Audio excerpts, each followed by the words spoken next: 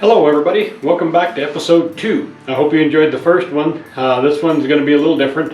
It's a collection of mostly videos that I've gotten while I was out in the field hunting, fishing with my friends, as well as some game camera photographs.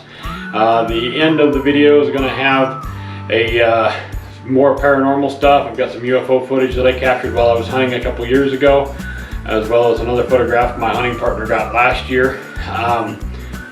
That's kind of the idea behind this whole webpage. Once I get it off the ground, and mostly it's going to be Bigfoot research stuff, especially with the summer coming up. We're going to be hitting the field a lot. We just had an excellent and amazing weekend with Jim Myers from the Sasquatch Outpost last weekend. We got footage, we got tracks, we got everything that anybody ever could want.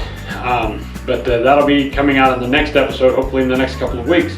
Right now I'm getting ready to go to Hastings, Nebraska for a Bigfoot convention the next weekend. So that's going to be here in just a couple days. So if you happen to be in the neighborhood or you want to Google it, check out Hastings, Nebraska Bigfoot Convention and you should be able to find it.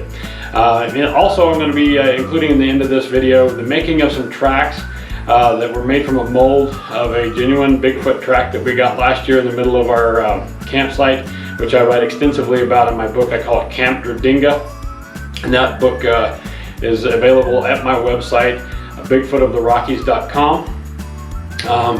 That's why I have the name Bigfoot of the Rockies Outdoor Adventures for this, so that way you can just go to my website and check it out. Like I said, I'm very passionate about the Bigfoot subject. I've had some incredible, just absolutely amazing encounters. But I do have a large collection of tracks, and we're going to be donating a few to the cause at the convention. And I'm going to keep one myself, and one's going to be going to the museum for Harriet at her museum there in Hastings.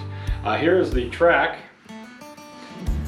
Try to zoom in here and let you guys see it. It's kind of hard to see on video. I'll try to tilt it and get a little bit of light, but this was found in the middle of our camp last year along with about 20 other tracks that we were able to get, as well as handprints. We have multiple witnesses that were with us, but you can see the heel. There's a toe. There's a toe. This toe is extremely large. This toe is pretty large, and then the great toe is right over here. But anyway, I have many of these. I'm going to include how I made these casts at the end of the video. That way, if you want to do it yourself, you can do it. I hope you enjoyed this video. It was a lot of fun to make. Sure was fun having the trips with my friends. And yeah, I hope you enjoy it. Stop on by for the next one as well. Make sure you like and subscribe at the bottom of the screen there. That helps me a lot. And check out my book, please. I think you'll enjoy it. Have a great day.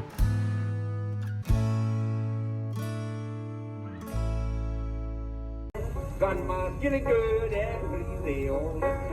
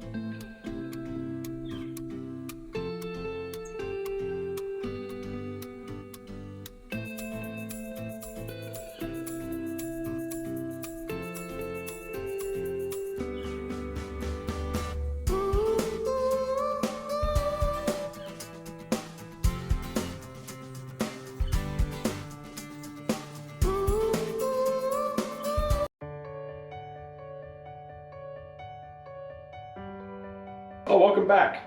I hope you've enjoyed the video up to this point.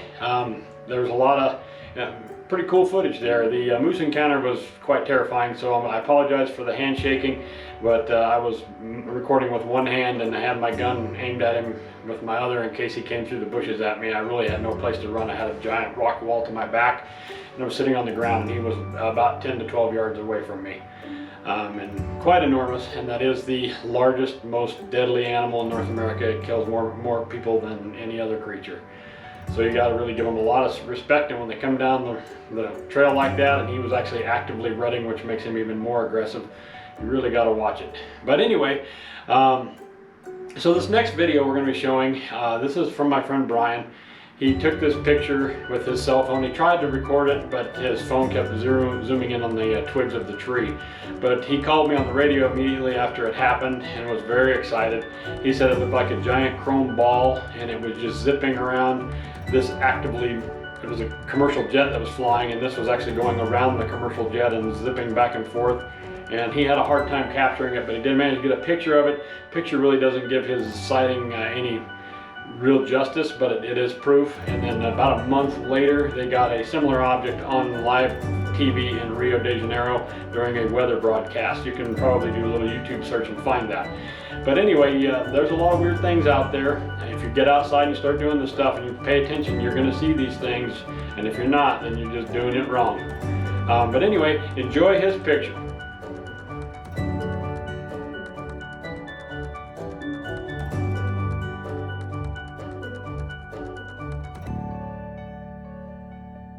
That's pretty cool. You should have been there when he finished getting those pictures. That was pretty amazing. We run into this stuff out there a lot if you're paying attention. But this next video is something that I ran into myself purely by accident. I was hunting on the Grand Mesa outside of Grand Junction, Colorado during archery season with my friends. And my nasty back injury that I'd gotten in the military years ago really reared its ugly head, and I was in a lot of pain. And was driving myself to the hospital actually, and came up over the rise, and I mean, you'll see it, the video pretty much explains it, but it doesn't really show just how close that thing was. I probably might have even been able to shoot it with my bow and arrow. It was close enough, within a couple hundred yards. And it was there for a long time. I was quite nervous getting out of the truck, but I couldn't get any footage from inside the truck because the dials and the lights inside the cab were distracting my camera. So I got out in excruciating pain. That's why the video isn't longer. I was shaking. I was literally sweating from pain. And I was kind of afraid that they might abduct me or something. I really didn't know what to expect. And then I was still kind of in disbelief. I tried to tell myself that it was an object on the hill, but it was so dark I couldn't see anything. And then you'll see later the photograph, there is no hill. There's nothing there. So it was definitely there. I did turn the footage over to MUFON. They investigated it and pretty much signed off on it. You know, it's not a hoax. It is a real location, and there's no foul play in the video. It's just another one of those weird things. You know, after 14 years of chasing Bigfoot in the woods and having hundreds of encounters with these creatures and getting very little in the way of footage or pictures myself, that's extremely difficult to do. I sure wasn't going to let a UFO in front of my truck get away. So I hope you enjoyed the video. Hang on after that, then I'm going to put the files on how to make copies of your tracks, and then later on I'll be doing the silicone mold method, which I use to make that mold. It works pretty well, but it's expensive. You have to use a lot of silicone. So like I said, for that large track that I wanted to copy later, that's probably about a $500 gamble in silicone just to try to make sure that I can get a copy of it. But I hope you've enjoyed this video. Make sure you tune in. Please like and subscribe at the bottom. Visit my website, bigfootoftherockies.com. And if you feel motivated, please pick up a book. I hope you enjoy it. Most people have. It's been very well received. And you know, we'll see you on the next one. The next video we're going to be doing is going to be an excellent one. You really want to make sure you catch that one. That's from some encounters that we had just this last weekend, just a few days ago. It was a wonderful, amazing trip. There'll be some really cool footage and some good fireside chats. So I hope you've enjoyed it. We're going to try and make this a habit. Have a great day. Thanks for stopping by. Like and subscribe.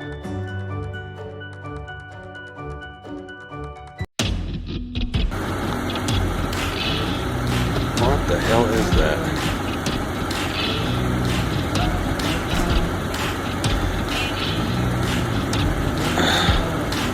I know you're not gonna believe this, but I can't stay and watch this because this is freaking agony.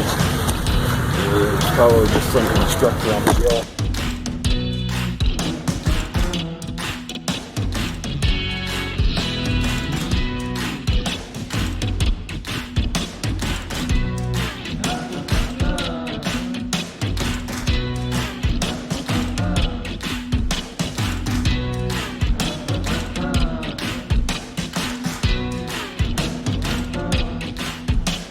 Hello again, everybody.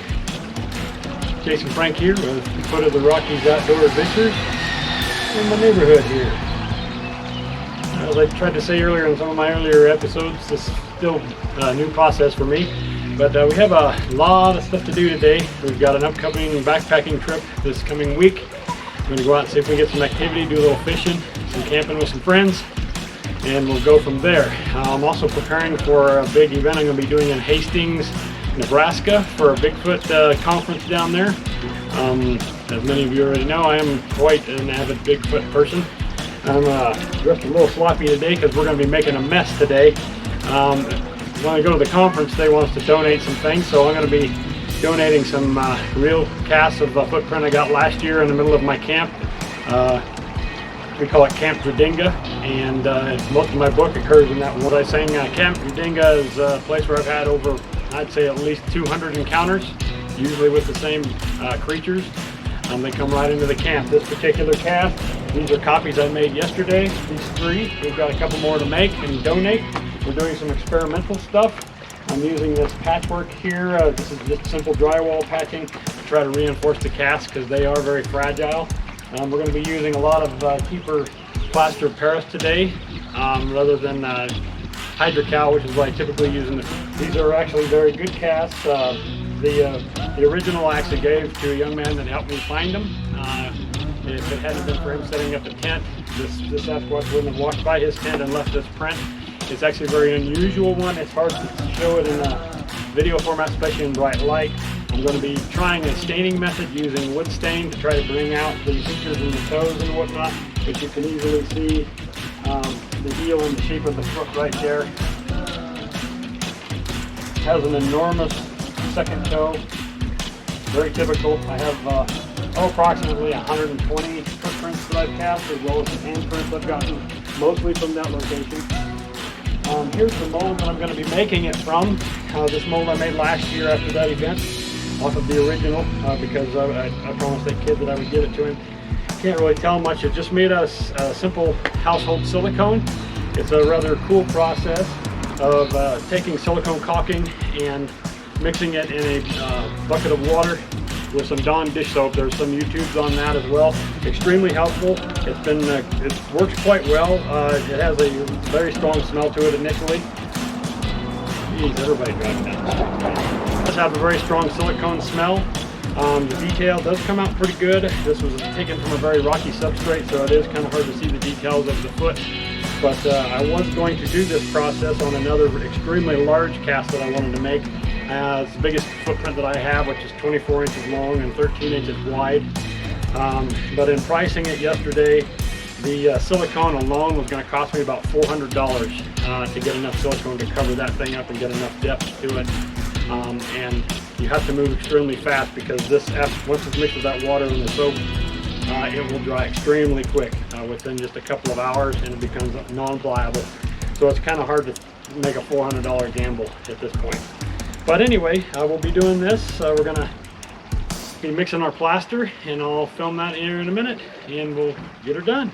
Welcome. Hope you enjoy this show here.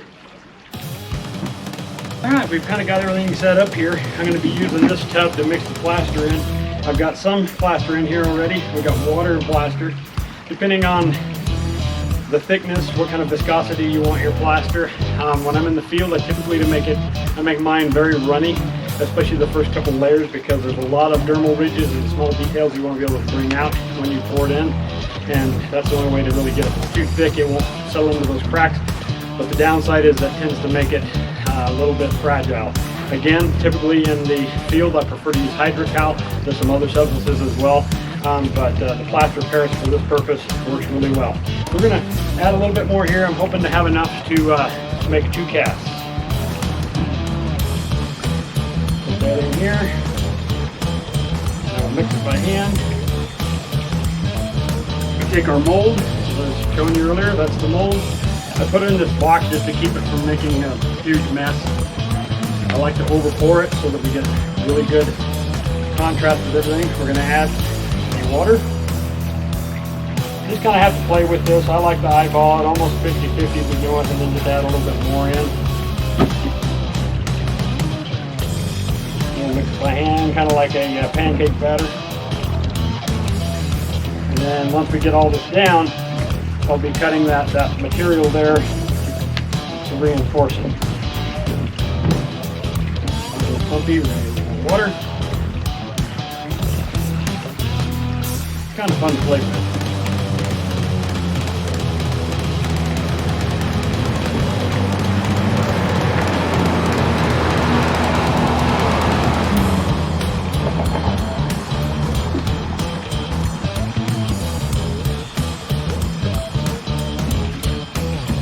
Try to get all the clumps out and make it as smooth as possible, but you do have, it is time sensitive because it does start to set up quite fast.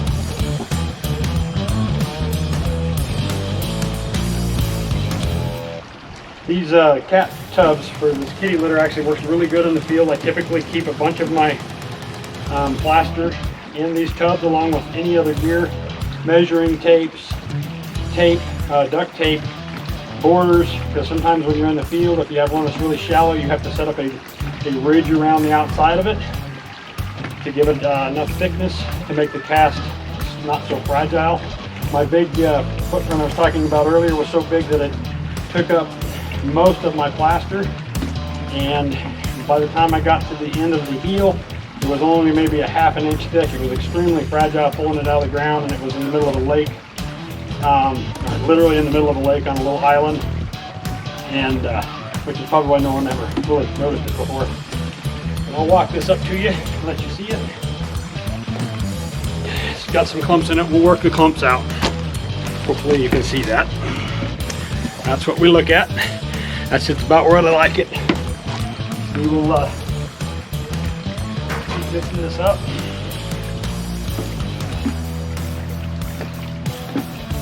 Try to get as many of those clumps out as we can. And then in the field, I like to drip it in place, but with a mold, you don't really have to worry about that so much because it's not as fragile as a fine layer of dust. Just kind of stick it on there. I like to move it around because it will get air bubbles trapped in it.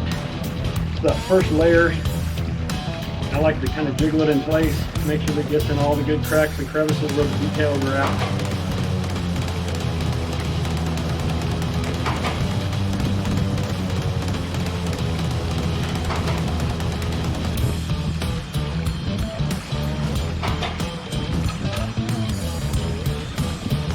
I got a little bit more in my bucket here. I'm going to quickly run over and wash my hands off really quick so I can cut that tape.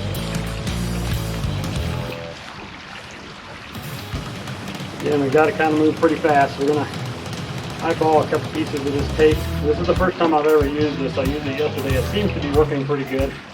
It's nice and light, and it is fiberglass, so it'll make it quite strong once it dries in place, similar to like a cast they would put on your arm.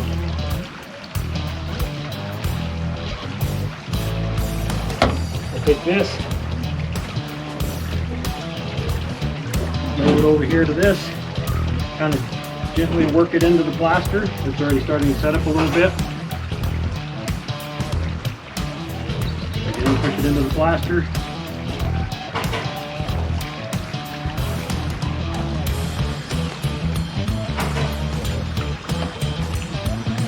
Overlap them so the center of it's kind of double layered. I like to push it into the mesh. Take the rest of our plaster here, put it over the top because it's going to dry anyway, so there's no need in throwing it out. Make it as thick and heavy and strong as it possibly can.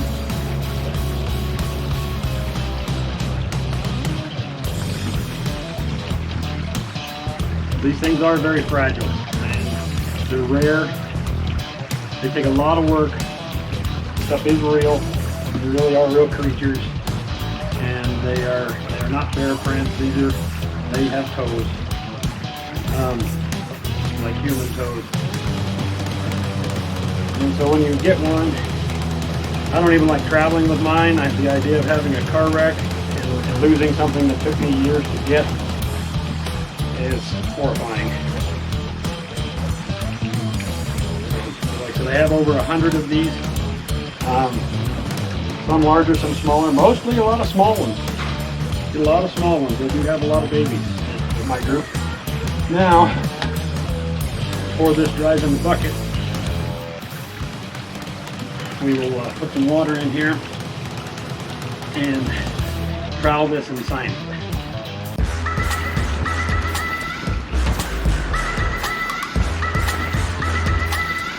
I just use this little trowel just to flatten out the back.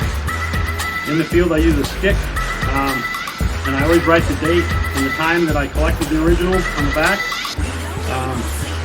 and the location, because after you get a large collection of them, plaster doesn't like to have tape or any kind of, even writing a Sharpie on it doesn't even hold it on there very good. So it's better just to draw it right into the plaster.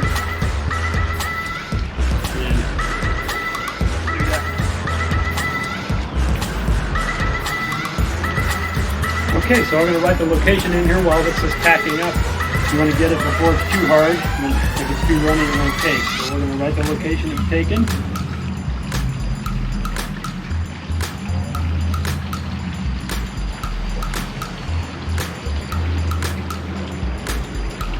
This is track number 4. So I'll write number 4 on here. Originally was taken in June 2020.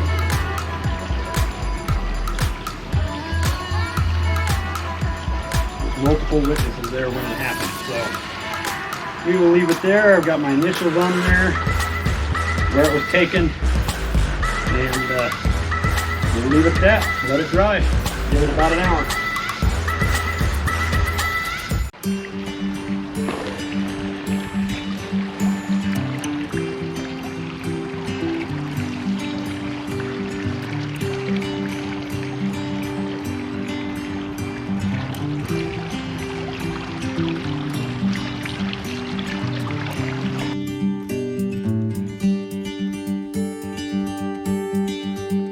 Well, hello.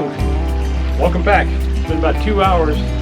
We're going to pull this thing out of the mold, show you the finished product, and hopefully not break it. It should be about ready to go. You just have to be careful. They are brittle, especially in the beginning. So, yeah, let's pull it out and see what it looks like. And welcome back. It's been 2 hours. We're going to take this thing out of the mold and see how it turned out. Hopefully it won't break. Again, we just put it in that trash bag here, just with just a box underneath it to keep it from making a mess. You can see I do a lot of stuff with these tables. It's not exactly the cleanest table. Painting and foam and everything else. You just have to be really gentle, make sure that it doesn't break.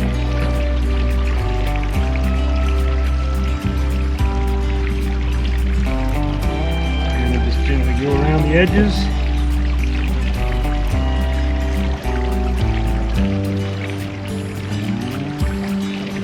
I did notice that with this mold, when I first made it, and it had all the soap and the residue on it, and it had the really strong smell, it was rather greasy.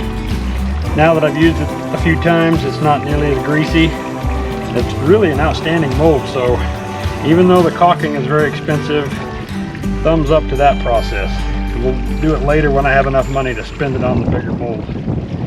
It's just a lot of caulking, and I'll have to have help for that because I'll have to do it really fast. Just peel this out. Hopefully get all the detail in it that we can. For the lucky winner who wins this at the convention in Hastings, Nebraska, April 23rd and 24th, I think it is, or 24th, 25th, something like that. You can look it up online.